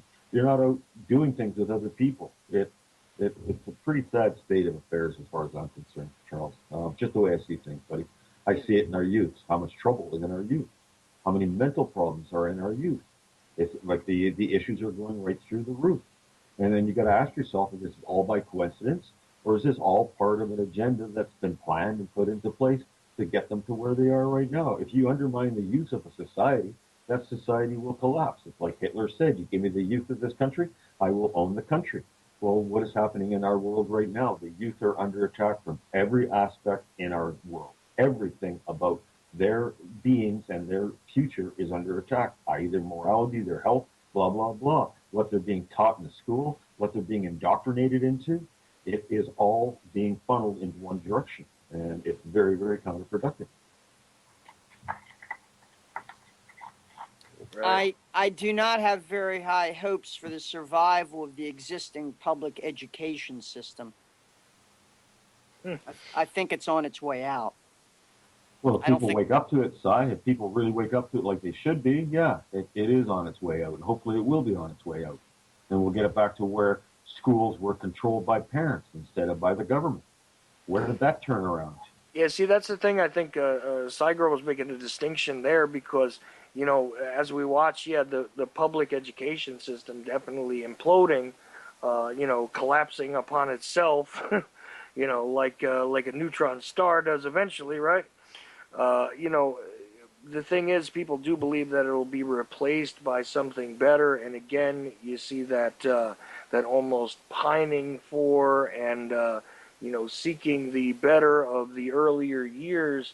I think you're right on point there, Si, with saying that if you think that your reminiscent ideals of what was are going to return, that's definitely a fantasy on your part, and I think on mine sometimes too. I think to myself that I'd like to see the return of what is, at least in my memory hole, as it were, and that's a dark place, a better time, a better way, and everything else.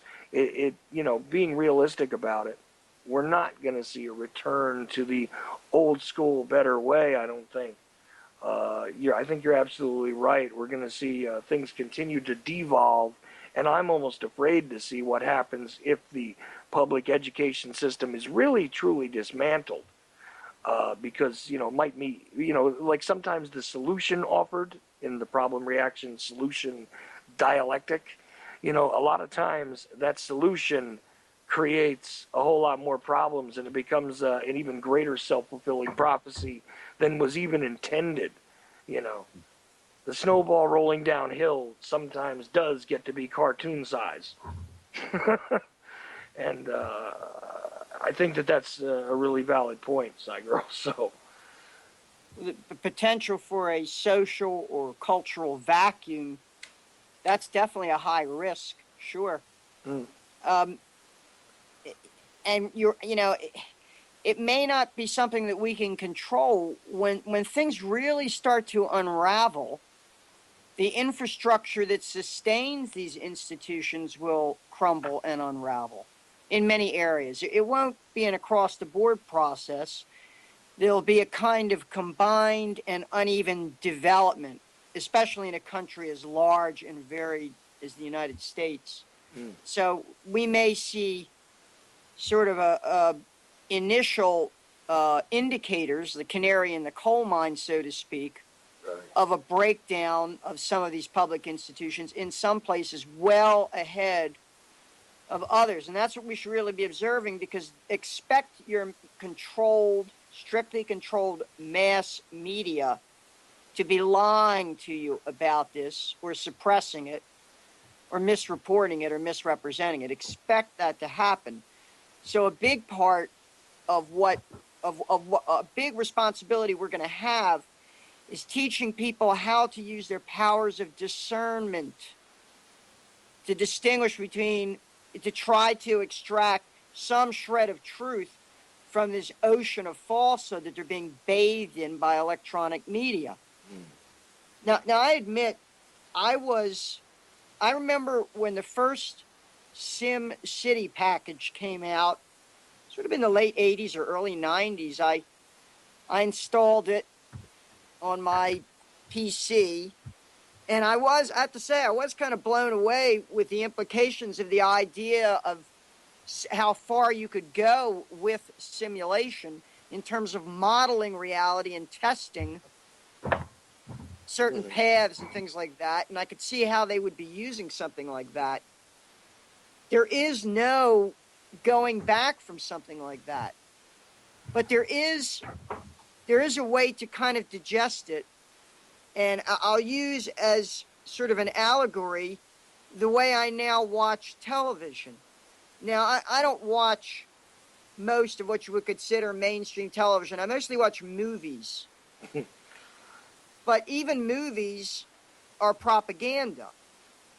And it's usually pretty easy now for me to tell when I'm being manipulated or propagandized, because typically you will hear it in the soundtrack.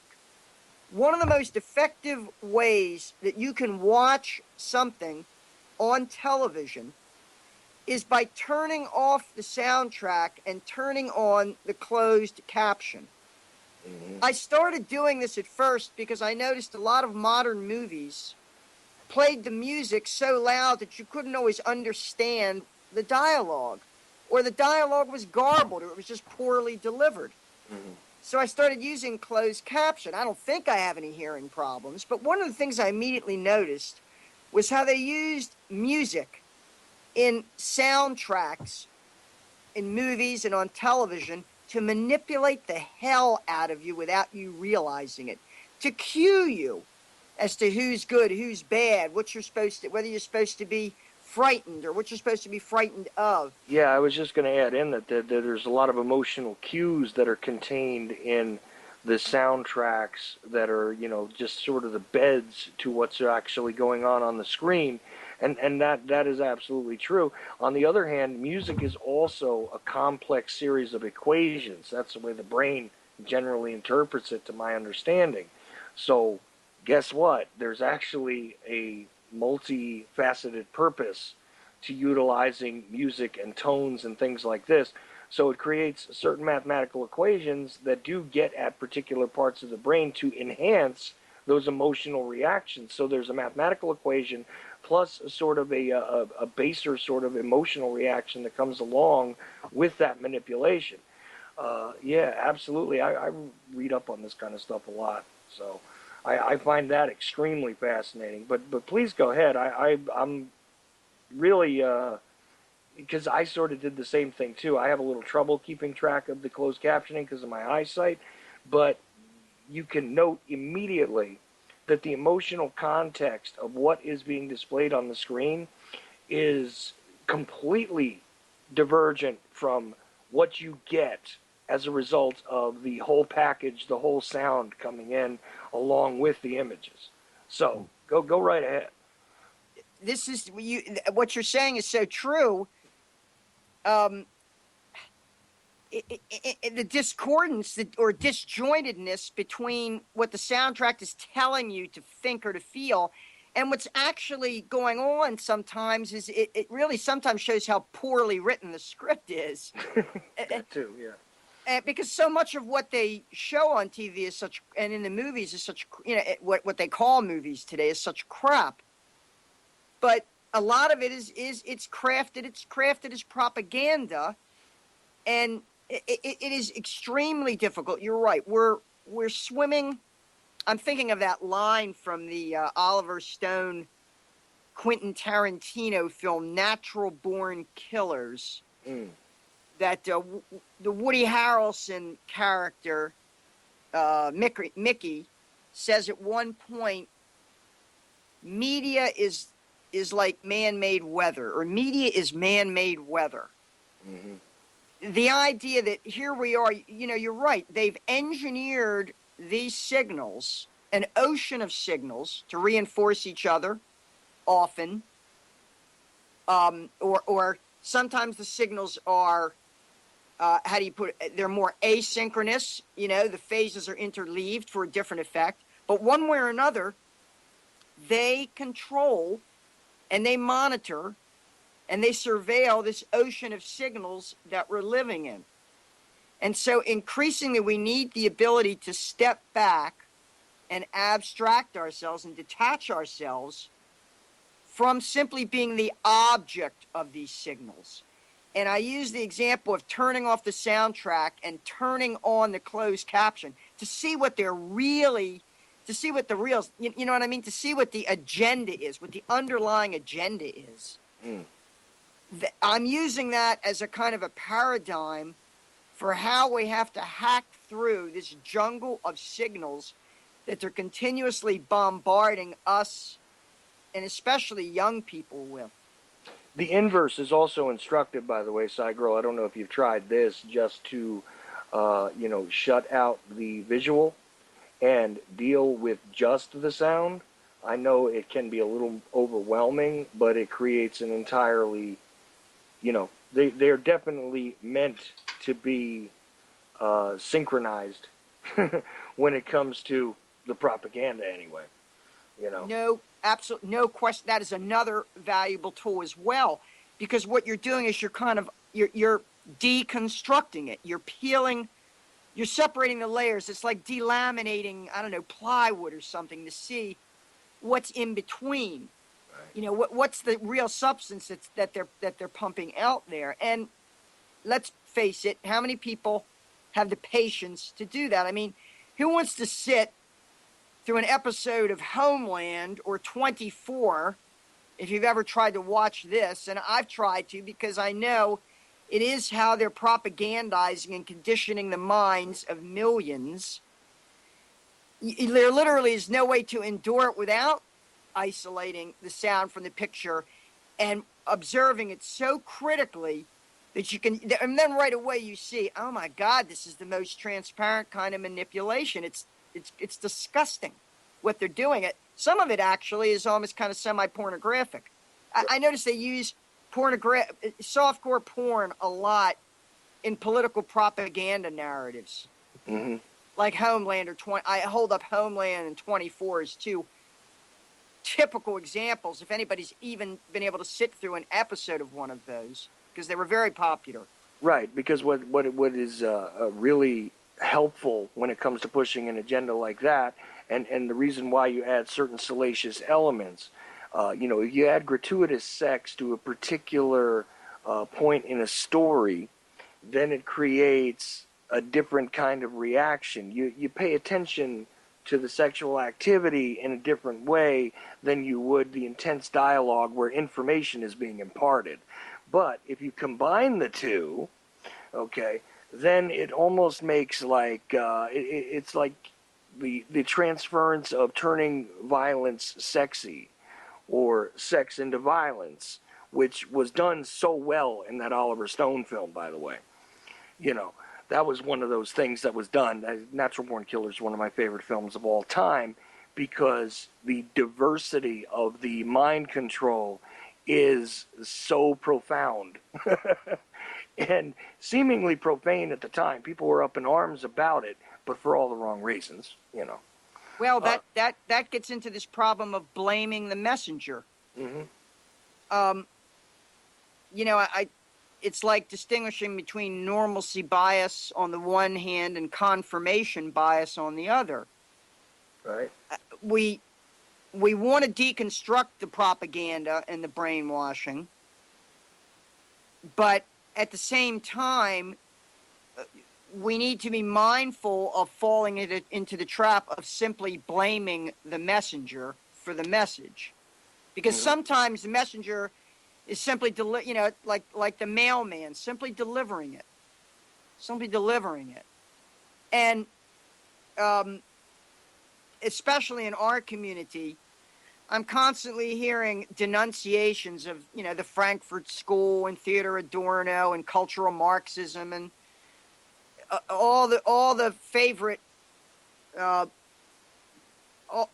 the favorite bugaboos, I would say, of cultural paleoconservatism, and everything that's said about them is correct, but it's like you're blaming them for telling you how human nature is so easily subject to manipulation. Would you rather not know? Would you rather not know? And I don't know if this can be extended as far as the writings of, say, Leo Strauss, who very self-consciously says we're out to come up with lies, with noble lies to deceive the masses because we're a superior elite and we're entitled to invent whole religions and whole public myths in order to capture the minds of the otherwise dumb, right, incompetent masses. At least he's honest enough to come out and say it. See? Yeah. So let's not. It's easy to blame the messenger as a sort of a a way of avoiding confronting the message. And the message has to deal with our weakness and our susceptibility to being manipulated.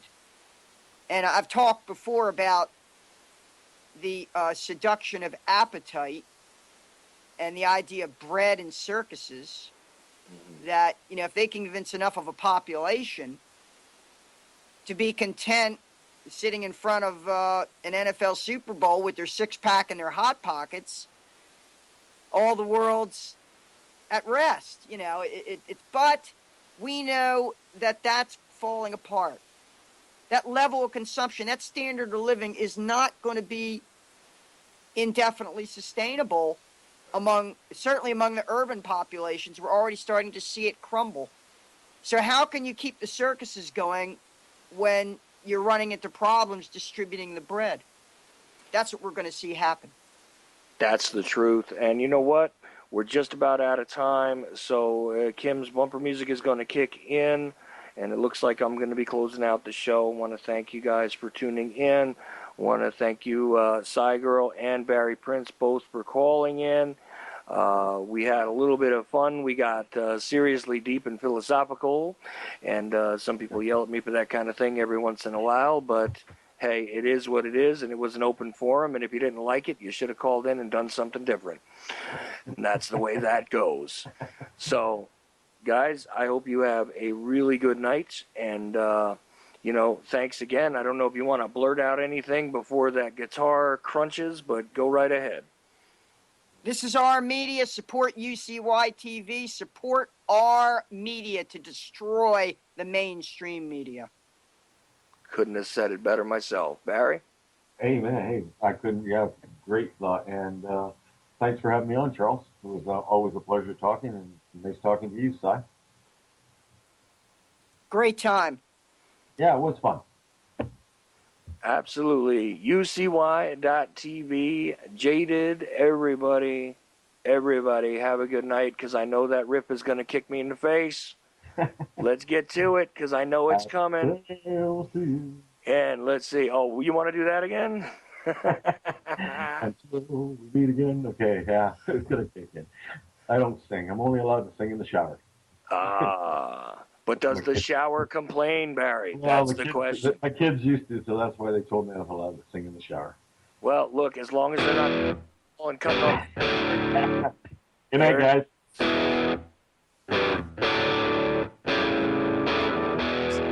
TV.